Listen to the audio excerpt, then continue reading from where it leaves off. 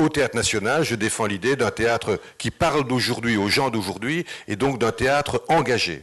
En cela, jusqu'à présent, je n'ai reçu que des avis positifs ou des félicitations. Je ne doute pas que ça fasse grincer des dents pas mal de gens, mais parce qu'ils ne sont simplement pas d'accord avec les propos que nous défendons.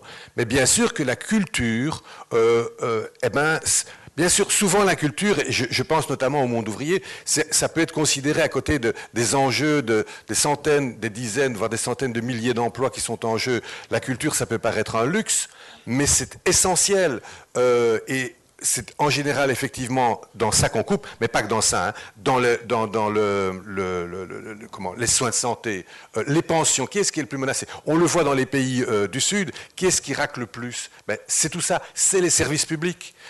Et donc moi, je pense qu'effectivement, la culture se doit d'être engagée. C'est une preuve de civisme que d'être engagé en tant que citoyen, que d'exprimer ses convictions, que de combattre pour une cause que l'on croit juste. C'est aussi inscrit dans, c'est non seulement un droit, mais c'est aussi un devoir. C'est le devoir de dignité de chacun.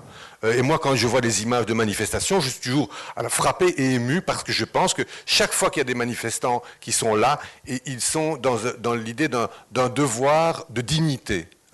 Résister, c'est exprimer de la dignité. Eh bien, la culture, c'est fabriquer des modèles, c'est fabriquer des valeurs de solidarité, de fraternité, de résistance, d'esprit critique.